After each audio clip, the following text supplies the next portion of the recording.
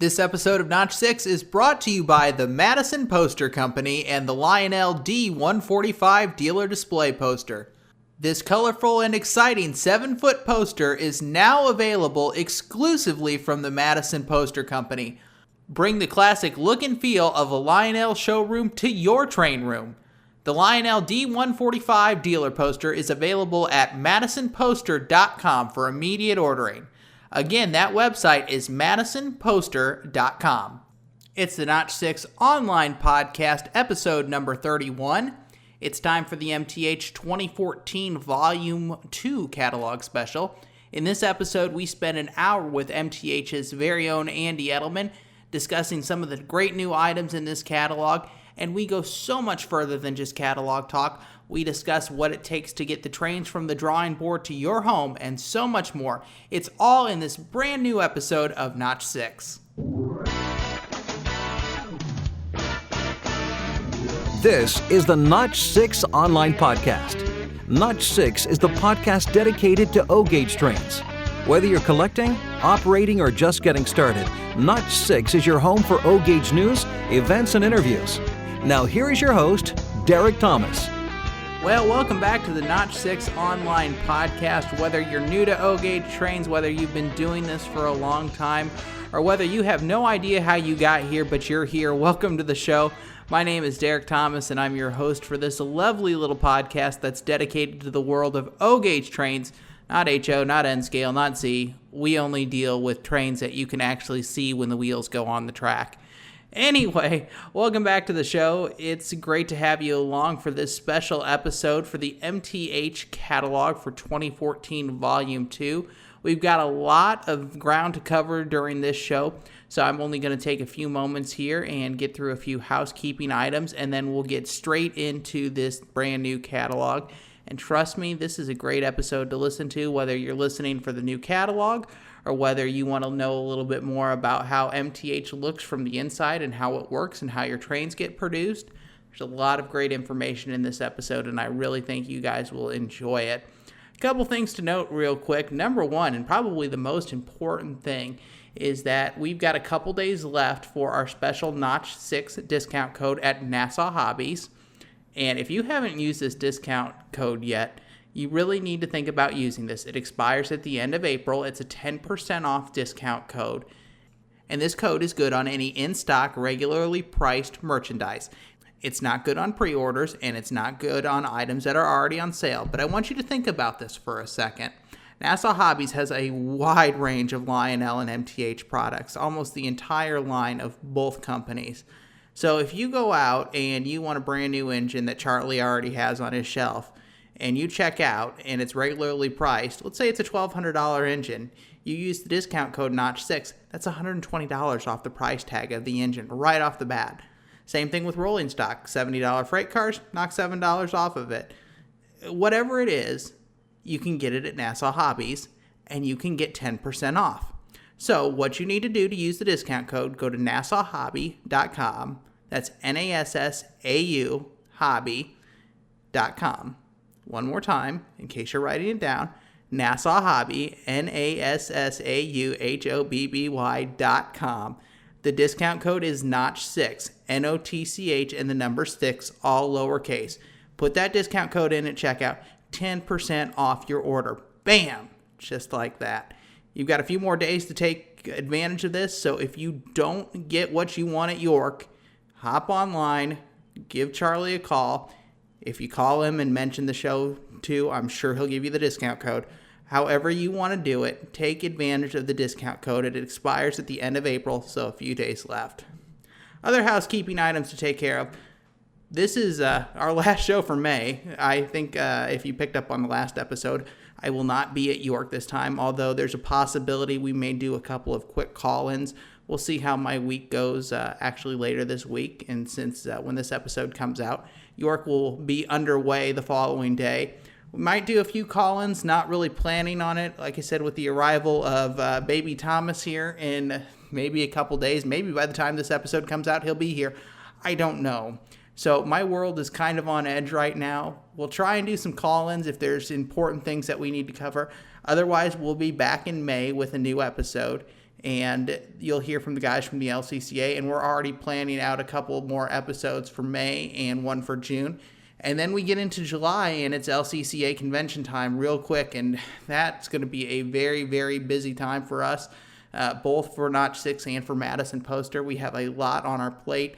So the reality is May and June are probably going to be pretty low-key for me as I adjust to family life and then also kind of get geared up here for everything that's coming from the LCCA convention to Fall York and everything else. So May and June may be pretty quiet, but if you have something, that you want to send along to me in terms of show ideas, club news, things like that, don't hesitate to shoot me an email. Get with us on the Facebook page. Email is notchsix, 6 spelled out, @gmail.com. You can find us on Facebook. I'm around on the O-Gauge Railroading Forum. There's plenty of ways to find me, is the point. And seriously, if you have something that you want to hear about on the show, don't hesitate to contact me. We keep a list of things that we have planned for future episodes, and one of these days, we will get around to all of them. As usual, reviews on iTunes, Stitcher, anywhere else on the web that you can spread the good news about Notch 6. Feel free to help us out, put out some information about us. The more we grow the show, and it is growing, the more attention we get and the more the manufacturers respond to doing interviews and stuff like that. And that's how we keep getting all this great information and bringing it to you, our listener. All right, I think that takes care of all the housekeeping items. That way we can keep the lights on.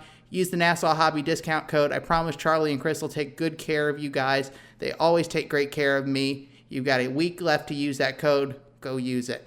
And without any further ado, here comes the Notch 6 MTH Catalog Special with Andy Edelman, Vice President of Marketing for MTH Trains. Sit down, hold on tight, and let's put it in Notch 6. This is the Notch 6 Online Podcast, your home for O-Gauge news, events, and interviews. Here again is Derek Thomas. Well, welcome back to the Notch 6 Podcast. It's catalog time once again, and this time it's MTH's turn to step up to the plate. With me this afternoon, MTH Vice President of Marketing, Andy Edelman. Andy, welcome back to the show. Glad to have you here. Oh, thanks for having me, Derek. It's always good to participate in this. It's a great thing you're doing for the industry. Well, we're happy to do it, and we're excited to talk about the new catalog. MTH is rolling out the 2014 Volume 2 catalog. Let's talk about what's new. There are over 500 new items cataloged in the line, but not a whole lot in the way of new tooling. Where are all the new products coming from? Well, we have a huge product line. I think that most people don't really understand how big it is. And as a result, it's very easy for us to kind of forget things that we've done in the past. And what we're trying to do over the last couple of years, I think people are seeing it, is reintroduce some of the favorites that we've had in the past, but updated with more modern technology. So typically what you're seeing in these catalogs of late is a sprinkling of a couple of new items maybe, but certainly a lot of returns of old favorites spread throughout the Premier and the Rail King line. There is quite a bit there, and the catalog is thick. I think it's almost 150 pages in that ballpark. Is that about right? Actually, yeah, I think a little bit bigger than that even. And most of the catalogs that we've been doing over the last few years have been in that size realm. And it's almost impossible not to make them that big if we want to continue offering the variety of SKUs that we do. And we found that when we've cut back the number of items, that sales have responded in a negative form. So we think that what the market wants is a whole bunch of choices, and we try to give them that with each and every catalog release. So it's safe to say that the misconception is that the catalogs for the industry are getting smaller when in fact they're remaining about the same size. And I think this catalog, once people flip through it, will see that that's very true, that the catalogs are just as big as they've always been. Let's start out talking about the Rail King line. There are two diverse lines of steam locomotives in this catalog for Rail King specifically. The regular Rail King line and the Imperial line. The Imperial line in this catalog features the Norfolk and Western Y6B. What makes that model fit into the Imperial line versus the regular line? Well, I think it's important to let the listeners understand what the differences are really between Imperial and our standard Rail King steam engines. And really there are two types of differences in steam engines altogether in our product lines. We have our Premier, which is 1/48 scale, and Rail King, which is something else. But they all run on O-Gauge track, right? So the Rail King versions are a little smaller and designed to run around a tighter curve. And what we've been doing over the last 6-7 years or so is taking some of the Rail King models that we deem to be pretty good looking pieces in terms of their proportions. Yeah, they're not scale, they're downsized a little bit so they can handle the tighter curves, but they still look really good in terms of a proportion. And we're updating those particular models with enhanced details that give them this imperial status. So instead of having a molded in coal load on the tender, we have real coal. We might have tender truck chains on the tender. We've got a lot more lighting effects on the locomotive. So marker lights are lit up, number boards may be lit up. There's typically a flickering firebox inside the cab. There may be cab figures inside the cab. Things like that really help dress up these locomotives. And we badge them with this Imperial logo. And they look really good as a result. And for the money, they're just a tremendous value. If you get away from the fact that they're not 1/48 to scale, and you get away from that because you're saving hundreds of dollars between a similar item in the Premier line, then you've got your O-gauge model here that runs on your 031 curves, and it looks great, and it's got these similar types of features and whatnot that you see in the Premier line. So that's really the big difference. The Y6B in particular is one of my favorites just because it really brings home the looks of that locomotive. The proportions on that model, even though it's not the 1/48 scale, are just dynamite. I think our designers did a tremendous job when they drew that one up. So it's pretty safe to say that the Imperial line is really kind of geared towards the O-gauge operator that appreciates a high level of details and features but may not necessarily have the room to run 072 or wider curves. Is that correct? Well, yeah, I think that's the best way to identify a Rail King Imperial customer. And frankly, I think most customers are like that. A lot of people just don't have the room. The Y6B in the Premier line is a 072 locomotive, and frankly, it looks better on a curve wider than that. And most people just don't have that kind of space. So the Rail King lineup, whether it be Imperial or the standard Rail King steamers, really help fulfill a huge interest and desire and frankly need in the O-gauge marketplace because people just don't have the big space. Let's talk about price point for a second on the Imperial line of locomotives. Where is the typical price point for an Imperial locomotive at? Well, with the articulated engines, it's around MSRP of about $699, $799 in that range, depending on the models.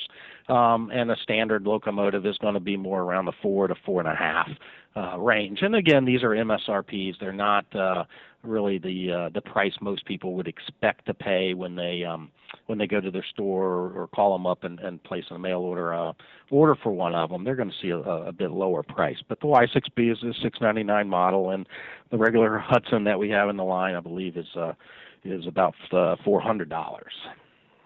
I think the Imperial line of locomotives fills a very important niche in this hobby at that point, and that is serving a mid-range customer with a high level of features and something that just about everybody can afford. I hear a lot of talk lately about, there's nothing in the mid-range, and I think that's completely contrary to what this catalog shows, is that there are plenty of products in the mid-range for customers. You just have to look for them. Something else I found interesting in the Rail King line is the scale diesel line. From what I understand, these engines are kind of getting a second chance at life in the MTH line. Can you explain? Yeah, that's a good way to describe it, Derek. I think what people oftentimes fail to understand about the model and train industry is that it evolves. It's been evolving forever. You can look at the template locomotives and cars from the early 1900s to today's product, and there's no comparison in terms of scale and fidelity and functionality and so forth. And that happens within our own product line, much less the history of the industry. So what you've got in our Rail King line now are a number of locomotives that we've dubbed Rail King Scale. And these are essentially locomotives that we developed in the 90s for our Premier line. And why are they not still in the Premier line? Well, they are. But they're in the Premier line with a completely different mold. Completely different tooling has been developed to produce those engines because the models that we built in the 90s are no longer good enough to be a premier model. And by that I mean the scale fidelity isn't there. The handrails may have been molded into the side of a locomotive. Now they have to be separate. We have to have grab irons on the engines. We have to have much more realistic lighting and so forth on the premier models, or they cannot compete in that segment with our competitors. So we take, and rather than throwing away those molds and saying, well, that Dash 8 is a done deal, we're not going to run that again, we simply moved it over to Rail King, and now we're giving customers who maybe can't justify a higher price for a MTH Premier diesel or one of our competitors, but they want the scale size. And now they have that opportunity with these locomotives because they are, in fact, 148 scale engines. They just don't have all of that separate, intricate detail that you might find on a Premier model. So it gives them a separate second life, and it allows the consumer to procure a scale piece for a price point that is within their budget, and they're a happy camper as a result. It's been going great. Now, one of the things that I want to make sure is correct on these Rail King scale diesels is that you can order these engines with the most important basic features like proto sound and then DCS control. Is that correct? Oh, indeed it is, and I think that's one of the things that separates MTH from everybody else in the model train industry, not just O-Gauge. We produce products that have our core technology package built into them because we want customers, regardless of where they're at in the hobby and how much money they can spend, to be able to enjoy the functionality that's in our top-end products, even when they're starting with a Rail King starter set or a Rail King scale diesel or a regular diesel or what have you. We want them to enjoy those features and the functionality that you find in the high-end engines.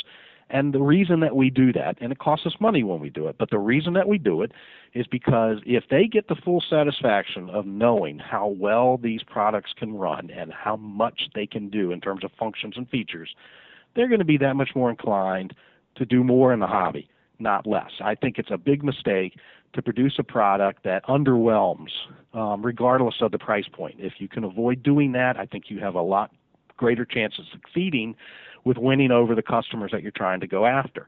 And so these locomotives all come with Proto Sound 3, which is our top-of-the-line thing. Now, what you're not going to find in some of these engines is some of the lighting effects that we would have in the higher-end Premier models.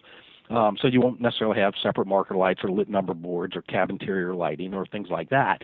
But the functionality, the speed control, the digital sound quality, the operating couplers, all of the command control functions, whether they be operated under our DCS system or the NMRA DCC standard that you see in 2-rail and O-scale, HO, and whatnot, you've got all of that in these locomotives at a price point less than what you see in the Premier models.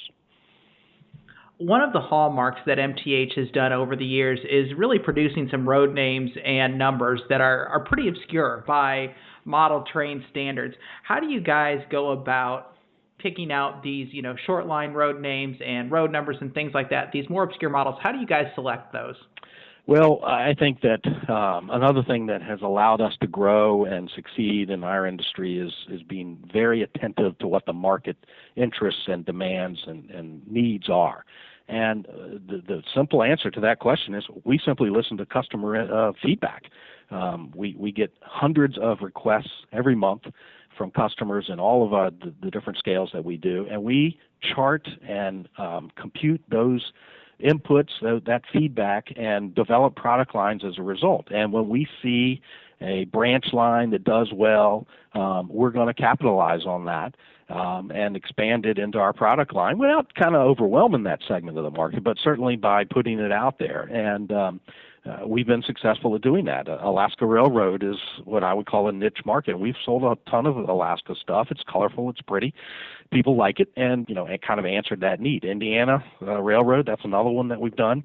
Those kind of things allow us to penetrate into smaller markets. We don't build big quantities of them, but it does allow us to get into those other marketplaces that some of our competitors, regardless of scale, may have ignored because, frankly, the smaller runs are not as appealing from a manufacturing standpoint. But it's how you grow your business. It's how you win over the customer base by listening to what they're asking for and responding on that if and when you can. You shared a fact with me when we were preparing for this show that I want our listeners to hear.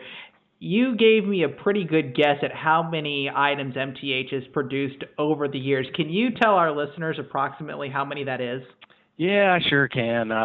Shockingly, and it amazes me. I've been with the company since 1990, and we started competing directly with Lionel and Weaver and Williams in '92, and since then we have promoted and built nearly 24,000 different items. Now that's throughout all of our different scales. That includes our HO and our 10 plate and our 1 gauge, and our latest line, our S gauge line. But regardless, the majority of that is certainly our Premier and our Rail King offerings, and it just blows me away that we've done that much. What's even more frightening for me is how many different items we do every single year. There are approximately 1,500 different items that we catalog within all of our scales every single year. And every month we'll get in 100 to 125 of those items and ship them out to our dealer network. So the volume of product that we promote and that comes into the facility here and goes out into the marketplace is just mind-boggling for what in a sense is a small business. On a little bit of an off-topic question, did you have any idea in 1990 that 24 years later you guys would be doing what you're doing now? Did you even fathom that at that point? No, absolutely not. I can remember when we sat around in our conference room debating the wisdom of going ahead and producing a die-cast Challenger engine in our Premier line. Well, heck, it wasn't even a Premier line back then. We just called it MTH. But it was a gamble for us to do that. The company's life was really on the line because of the tooling investment that was going to be required to build that locomotive. And at the time, we had no idea how successful it would be. We knew that brass articulated engines had sold well, but we had no idea that whether die-cast steamers of that same ilk would do well enough to justify the huge capital investment required of the tooling. And then to sit back and realize how many different items we've now promoted and built since then, it just blows me away. And frankly, it gets me a little annoyed because there's so many things we've learned over the years that if you could Monday morning quarterback this thing, you'd want to go back and change some of the ways that you did your business, the way you organized the structure of it, the way you came up with the item number sequencing and so forth. I mean, I go on and on. It's just crazy how many different things we built and how much it's grown. And no, the answer simply is no way did we imagine it would become this. Let's look at the flagship, the Premier line for this catalog. And one of the hallmarks that's on the catalog is the Union Pacific FEF Northern. That returns to the MTH line for the first time since 2002. It looks like these are full-featured engines and many add-on items to complement them. Tell me a bit more about what you guys have in mind with this. Well, you're right. The engine was last run in 2002. Obviously, back then it was a Protosound 2 engine. So now it's one of these locomotives that we've got in our arsenal, if you will, that we can reintroduce to the market with Protosound 3. And unlike the first run, we've offered it this time in all 3 paint schemes that locomotive was decorated in. So you've got the black version, and you've got the 2 different two-tone gray versions, one with the yellow striping and lettering, and the other with the grayish silver-colored lettering and so forth. But we've also offered optional die-cast water tenders, fuel tenders, I guess is what they would call them, that ran with the engines later in life.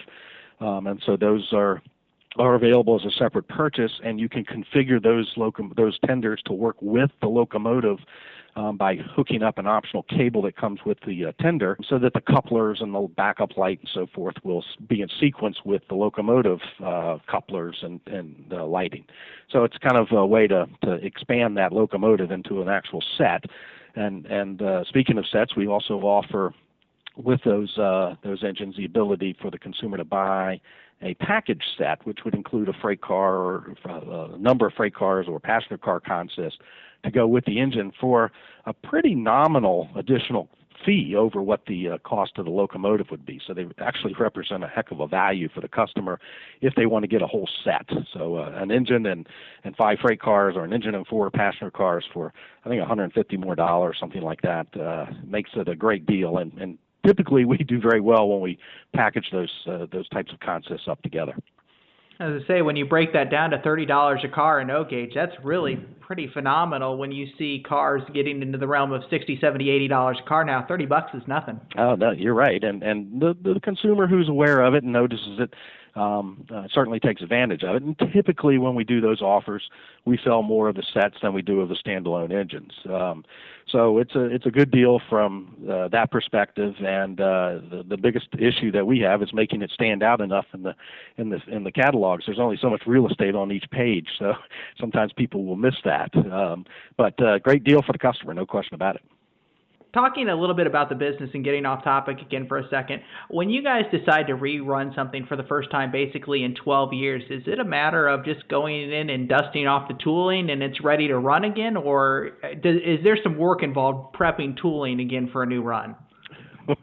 There's a lot of work involved because sometimes there are pieces, parts, if you will, that are missing. The tooling it's not just one big block of steel and you inject the die casting material and out comes a train. There are all kinds of additional tools and molds that are required to build any of these models. Frankly, after a dozen years, some of that stuff gets lost.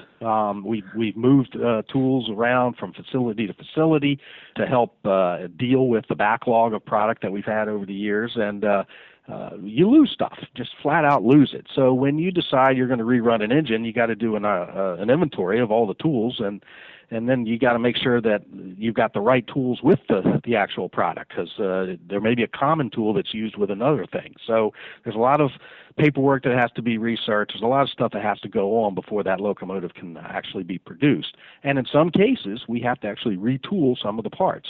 So stamping tools have to be redone, or sometimes even the die casting tools. They may break, they may be damaged, or in some cases, they need to be updated. The Rail King Imperial line is a perfect example of that. If we want to turn it into Rail King Imperial and we've got to have a real coal load in the tender, the molded in coal load's got to be removed. So that tender tool has to be changed. And that can be time consuming and expensive. But in the end, we think it's a worthwhile type of investment for ourselves. And that's why we go ahead and do it. So it's not simple. It's not, we'll just pull that right off the shelf and run that piece. Now, if it's, something we ran last year or 2 years ago, it's not quite as big a deal. But when it goes back a dozen years, there's a lot of work involved. One of the big goals of this show is to get the common O-Gauge hobbyist to understand a little bit more about the business side of this industry, because I think the misconception is that it really is, turn and burn, so to speak, with these engines, and there's so much work that goes into it. So thanks for taking a minute to kind of expand on just the tip of the iceberg on what goes into making these engines come out of the factory again. Diving back into the new catalog, the Scale T1 steam locomotive also returns. One of the more interesting road names that's offered is the American Freedom Train, and you're also offering a bicentennial Milwaukee Road SD40. Why those two offerings? Well, if you know anything about the history of the bicentennial and the celebratory trains that were painted up and ran around the country to celebrate that part of our history, you'll know that there's more than just that American Freedom Train. There was one for Southern Pacific that used the GS4, and there was a number of diesels that went around as well. And what we've been doing over the years, I'm not sure how many people have noticed it, and as the Vice President of Marketing, it's my job to make sure that people understand some of the connections between some of the products that we do, and a lot of times I may do a miserable job of that. So this is a good example of where if people aren't aware of some of the history here, that they'll see how bad of a job I might have done on promoting these facts. But the bottom line is, typically in some of the regions that the big steamers may have toured into, there are railroads that existed that painted up some of their locomotives, as the Milwaukee Road did with this particular bicentennial scheme, to help with that celebration when that American Freedom Train came in, or the Daylight came in, the GS4 in the American Freedom scheme came into that area for the tour and all of that. And those typical diesels that were painted up in those particular schemes helped with the locomotive and the presentation. They may have moved the passenger cars around in the yard, or they may have been a helper for the locomotive. Sometimes the railroads that run today's roads wouldn't allow, even back in the 70s, wouldn't allow the steam engines to run under steam. and they had to be towed in to some certain areas and so forth. And those diesels might have helped assist with that process. So they were kind of part of the whole process of celebrating the country's 200th anniversary. And we've been doing it over the years in different locomotives and different railroads that did that kind of thing. The Milwaukee Road version in this particular catalog happens to be another example of one of those particular locomotives being painted up in a bicentennial scheme. So that's why it's in the catalog, and that's why it kind of goes together with the American Freedom T1. The matching passenger cars are also in the back of the catalog, and I think that should be mentioned as well. So there's a full set of passenger cars to go with the T1 as well, and the Milwaukee Road engine. I think one of the neat things is that you guys are pretty close at this point. You guys have covered most of the bicentennial schemes. Is that correct? You're pretty close. I think we are. I'm not quite as knowledgeable about what we may have not done. I'd have to talk to my number one guy, who I won't reveal on air because I don't want anybody stealing from me. But he knows his stuff on that. And if we haven't done them all, we are close, and we will do them all. I'm pretty sure of that. He's pretty big on that particular concept. Yeah, it's one of those neat niche items that I think has found its following over the last really 10 or 15 years, and it's great that you guys continue to produce them. For the diesel fans, there are plenty of new offerings, specifically the SD70 ACE now making an appearance in 2 new electromotive demonstrator paint jobs. Tell me about the background of those paint schemes and some of the features on these locomotives. Yeah, the SD70 ACE we've been now doing in our Premier line for 4, 5, 6 years, I think. And what happened in the real railroad history is that EMD, which was owned by General Motors, it was their electromotive division, their railroad division, was sold off to Caterpillar, which everybody knows is the big earth-moving company. Make all kinds of big earth-moving equipment and so forth. They bought EMD, and they bought them because I think the GM wanted to sell them, and they also were providing the motive power, the actual prime movers in those locomotives for years to EMD. So it kind of made sense for Caterpillar to take it over. And as a result, a new demo paint scheme was created by Caterpillar to celebrate their ownership of EMD and to push the SD70 ACE to railroads who may be potential customers for them. So we have been doing demo schemes for years. I think one of our first paint schemes back in the 90s was a demo scheme on a Dash 8, and so it's been part of our history as a result of being in the model train industry, and so we've kind of continued that with these 2 schemes. I think we're running out of demo schemes to do with all the different locomotives over the years, but we've certainly gone after them, and they do well. And so that's what you see there, continuing kind of part of the history of that ACE and our diesel line in general. And these are fully featured engines, Proto 3, directional lighting, everything, correct? They are, and we've had Proto 3 and the ACES now for a little bit of time, so it's nothing new from that perspective. We constantly are able to tweak the sound sets on these locomotives with Proto 3 because we're constantly expanding our digital library, and the ProtoSound 3 microprocessor and amplifier and onboard memory allow us to build better and better sound sets as time goes on, and it's really goes back on us to be able to capture and format the sounds that we do have and add new sounds as we go out and capture more to our library so that we can take advantage of the capabilities of the ProtoSound 3 technology. So, the ProtoSound 3 SD70 ACE probably sounds different than the ProtoSound 2 version that we developed and released, 5, 6, 7 years ago. So there's advantages to going out and buying some of these engines another time because they're definitely going to be improved. And I think in this particular run, in addition to the 2 demo schemes, we are re-releasing a couple of the UP heritage schemes that we had done in the past that sold very well and are difficult to find today. So their difference is that obviously they have PS3, and the ones that we initially released were ProtoSound 2 equipped. So definitely a better locomotive from that perspective in addition to the new demo paint schemes. There are also some new heritage items in this catalog, specifically for the BNSF fans, an entire set. Tell me what's included in that set. Yeah, that's a pretty cool thing. I didn't even know about this, to be honest with you, and my team came up with the fact that BNSF is kind of doing what Norfolk Southern and Union Pacific have done, only a little bit differently.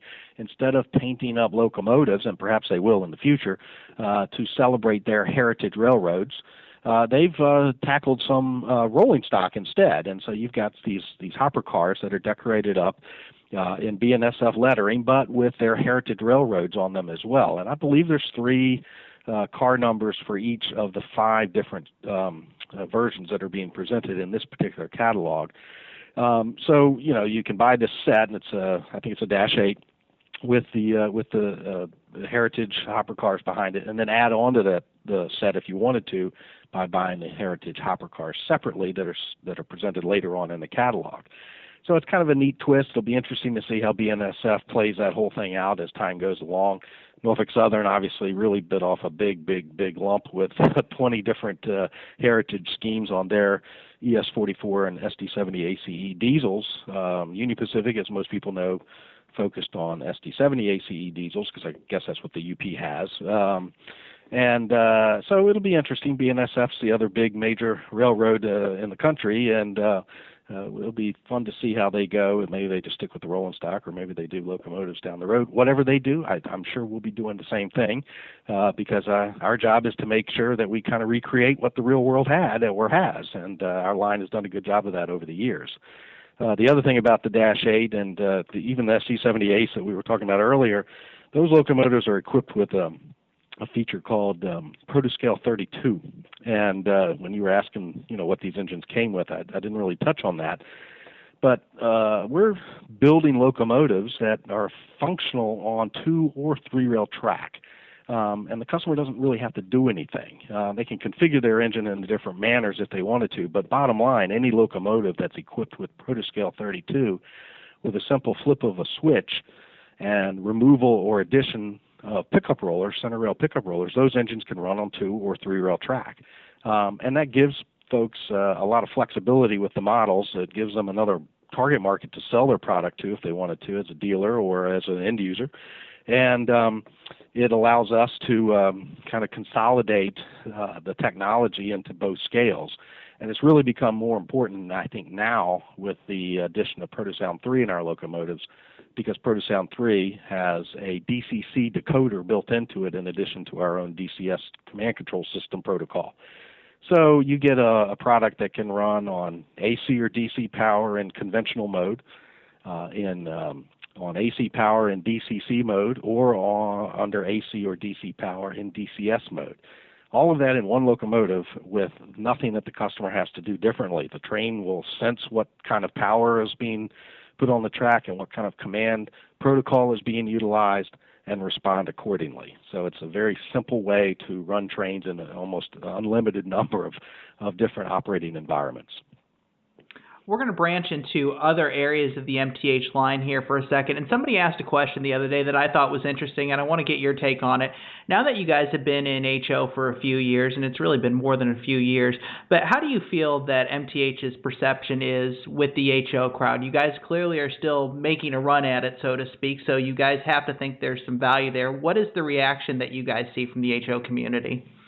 That's a good question. We got into HO in 2006, and yet we go to shows every year, and people will walk up to us who know of our history in O-Gauge and go, "Hey, you guys are building HO. I didn't know that." And here we've been doing it for 7 or 8 years. So it's always kind of a little disappointing that they hadn't heard that, and also a little interesting that they're kind of tuned into their own marketplace, if you will. So, why am I paying attention to HO? What do I care? I'm an O-Gauge guy. And the same thing for an HO guy.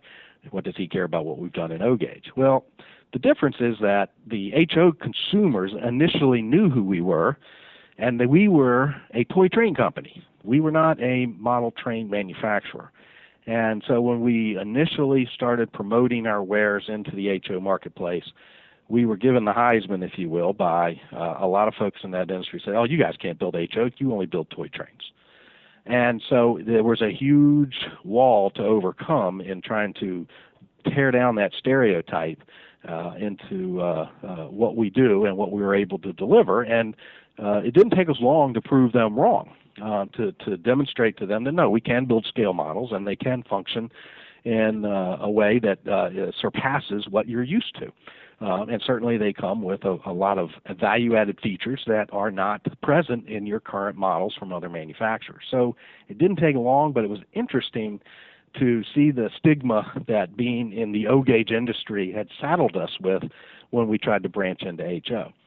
But it has been quite successful. It's our fastest growing market segment, and we continue to develop and produce a lot of different models in that scale, much to the chagrin of some of our O-gauge fans who think that we're trying to ignore the O-gauge marketplace, when in reality the benefits that the O-gauge consumer is going to get and has gotten as a result of our work in HO, I think they just don't take into consideration when they get upset with us for being in another scale. It's kind of like, hey, you're ours, we don't want to share you kind of attitude. And that's understandable. Like I said, I think the O-gauge people, they're who they are, and the HO people thought that who we were ended up not being the case once they got to taste our product, if you will. So it's been an interesting ride, and certainly something that we're not going to go away from.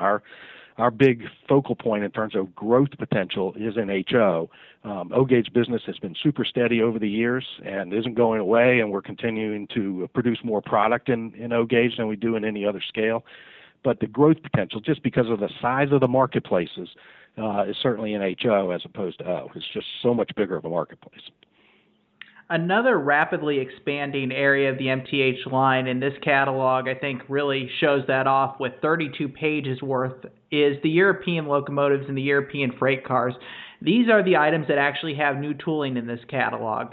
Tell me how the European locomotives and how the freight cars, how MTH is continuing to grow into that market. The European market, Derek, is interesting because it's very much similar to what the O-gauge marketplace was in the mid to late 80s.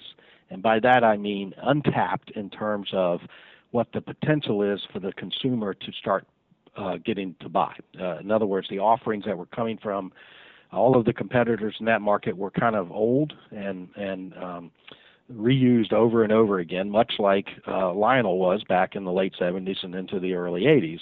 And it took a while for Lionel to realize what the marketplace wanted, and some competitors, MTH being one of them, Williams being another, K-Line being a third, to demonstrate to the O-gauge market, hey, here's some great alternatives to what you've been used to over the years. And oh yeah, by the way, it costs less, and there's a lot more features and functions, and it's more scale, and so on and so forth.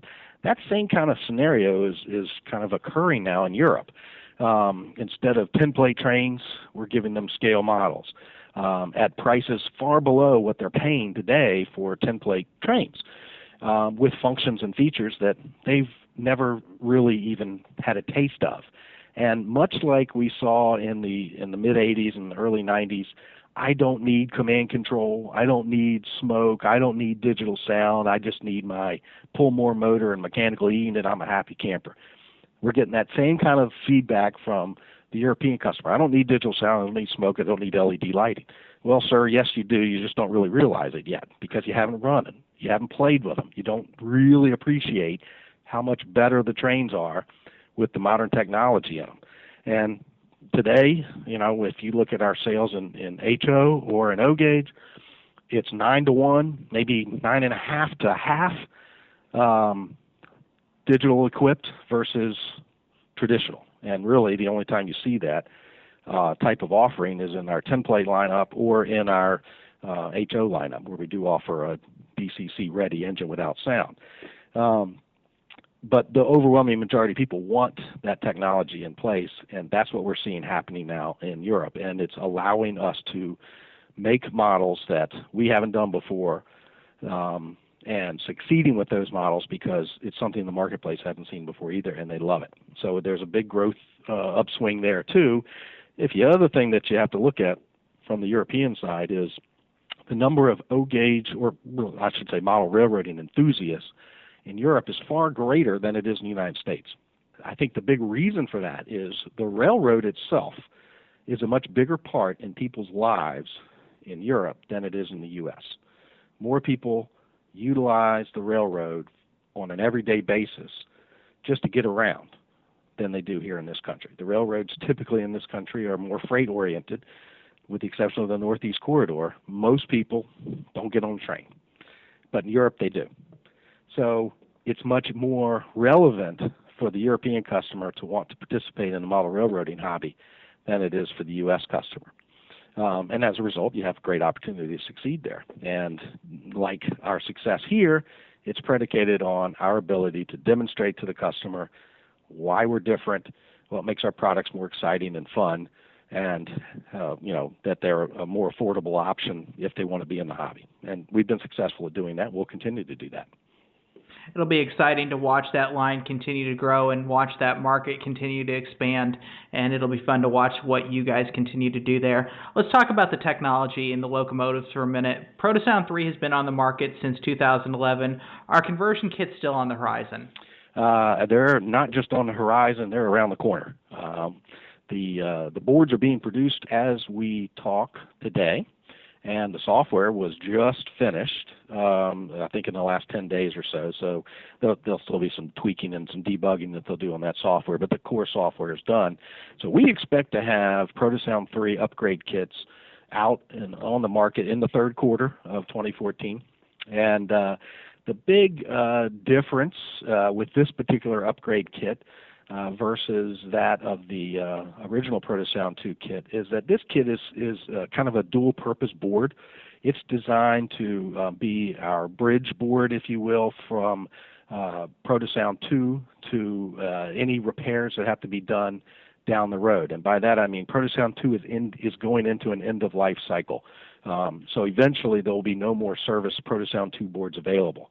This board that's used in this kit will bridge that. So if a customer has a problem with a locomotive and they send it to us for repair or to one of our service centers around the country for repair, and the Protosound 2 boards are no longer available, that customer will get a Protosound 3 board installed, and it just plugs right into the existing interface in their Protosound 2 engine. So it was designed specifically to go into those locomotives and interface with the lighting systems that are already in those engines, in addition to earlier MTH engines, and of course from a retrofitting standpoint into any locomotive that anybody has, that we can incorporate our speed control with the motor systems that those other manufacturers' products might have. So the bottom line is it's kind of a two-part board for us, for our uses. It's not just an upgrade board, but it's a service board to deal with the end of life of Protosound 2 as that comes up.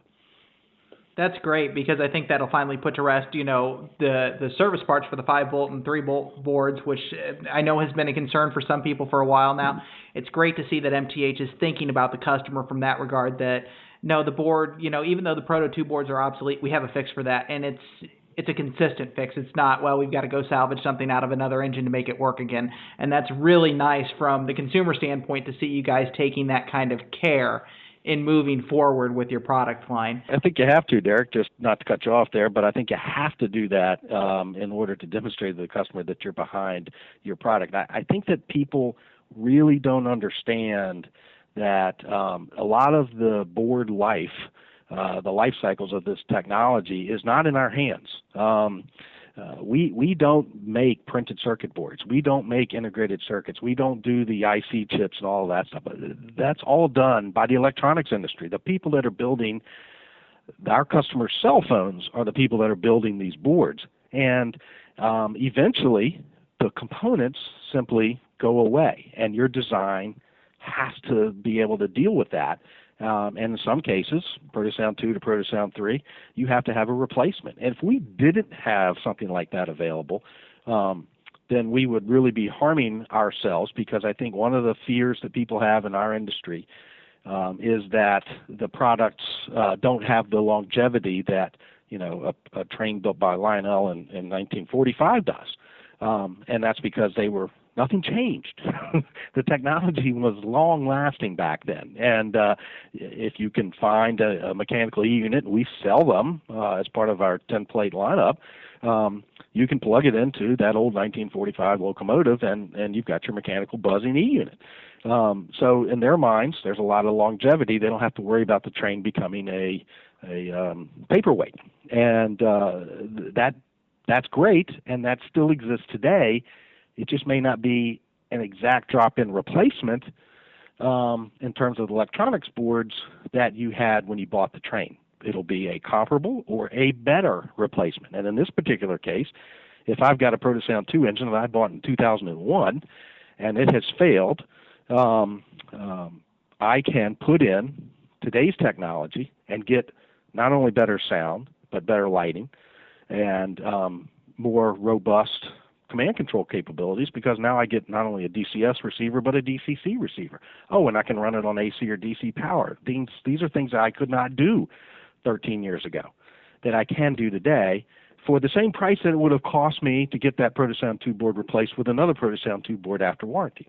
So, I think that if you don't demonstrate that to the customer base, it's very difficult for them to understand that, hey, if I buy a train today, it's still going to function down the road. And so we try to demonstrate that with this kind of stuff, and the Protosound 3 board will be one of those bridges, one of those examples where that does in fact happen.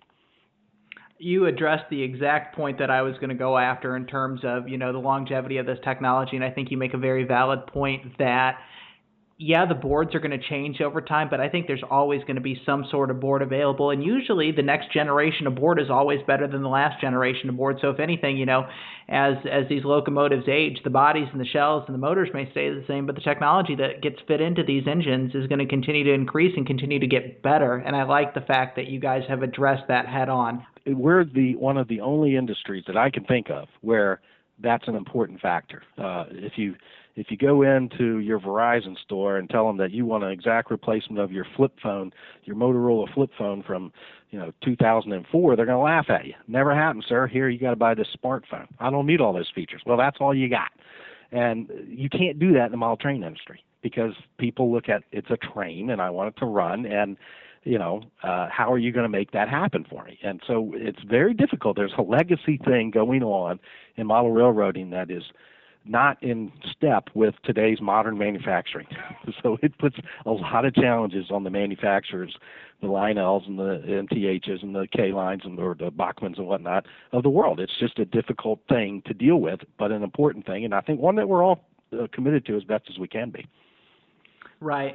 A common topic, it comes up every catalog, is delivery dates for new product. Tell me where MTH stands on production and where you've improved and what the consumer can expect with this catalog. Well, we might have touched on this earlier. One of the things that we struggle with a product line as big as ours is making sure that our factory capacities can deal with all of the different models that we do every year. And I think everybody's aware of the fact that in 2011, we were unable to keep up with our steam engine capacity because everything was being produced in one of our facilities. We actually have 4 or 5 different facilities in Asia that do all of our different manufacturing. And only one was doing the steam, and it wasn't just for O gauge, it was for HO as well. And the HO volume and the European volume was so significant that we were unable to keep up. And all of our scales for steam engines, really die-cast models, so GG1s and things like that, in addition to steam, they all suffered in terms of deliveries accuracy. So we had to move a lot of the tooling to the different facilities and get those facilities up to speed to build the die-cast products. And that took a while, a lot longer than we would have liked. The good news is we have caught up. We are delivering in April and in May the last of the locomotives in O gauge that were promoted back in 2011. I think Climax and GS4 Daylights, I think they just delivered, and the Climaxes are coming next month, and I think that catches us up. And we're building the 2014 Dreyfus Hudsons that were in the Volume 1 catalog next month, and so they'll be here in June. And we should be pretty much caught up within a calendar year by this summer.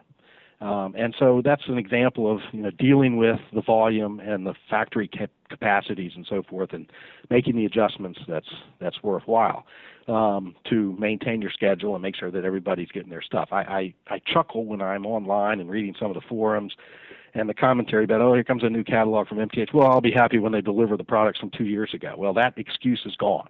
And it'd be nice that it'll be gone. And we're looking forward to improving the accuracy. And generally, the rolling stock items have always been pretty much on schedule throughout our history. The issue has always been with locomotives, in particular the steam, of the last 2 or 3 years. So that's going away, and we're excited about that, I can tell you that. One last thing before we close. Actually, I'm going to make it 2 things before we close. Is there anything new on the horizon for the Template fans in the Lionel Corporation catalog, and any news for our friends over in the S-Gauge market? Okay, those are actually three questions because the template is twofold. We just announced earlier I think it was a week ago, two different categories of template products, steam engines and passenger cars, for the Ives marketplace. As many people know, we own the trademark for Ives, and we have released a brochure. It's online on the website today that features the 1134 Ives steamer and the door fan version of that same steamer. I think there are 4 different locomotive paint schemes divided between the Ives and the door fan nameplates, as well as passenger cars to go with those, and the number 89 Ives water tower in a couple of different paint schemes. So yes, there's some template stuff coming, and we're very excited about those offerings. As far as S-Gauge goes, we have shipped so far the box cars that we promoted in the 2013 program. The hopper cars are in production right now and will be out in the marketplace in May, followed by the ore cars in late May and the reefer cars in June. Track should also be out in June, so folks will be able to start getting that stuff. The F3 units will be later in the summer. We're running a little behind on those due to some technology issues with the protocoupler that we're doing for S-Gauge. Once we've gotten those diesels out, we'll be announcing the next round of S-Gauge product. And I'm not sure how we're going to call that yet, whether it's going to be a 2015 product line or a 2014/2015 product line, because I just don't know where that's going to fall yet. But we are very committed to the S-Gauge marketplace. The interest has been phenomenal. The boxcar reception has been phenomenal. And we're super excited about getting some more stuff out there in terms of promotions, but we need to get all this other product delivered first, and then we'll move forward with the next product line announcements for S. Very good. You've been listening to Andy Edelman, Vice President of Marketing for MTH Trains. We're talking about the 2014 Volume 2 catalog. Andy, it's great to hear from you as always, and sounds like next time we catch up, we're going to be talking about 2015 stuff. Thanks as always. Thank you, Derek. I appreciate it. Thanks for listening to Notch 6. You can find us on Facebook for all the latest news and previews of our next show. Be sure to subscribe to the show on iTunes so you'll receive the show as soon as it's posted. If you have any questions or comments, email notch6@gmail.com. That's NOTCHSIX@gmail.com. We'll see you again soon. Until then, be sure to keep it in Notch 6.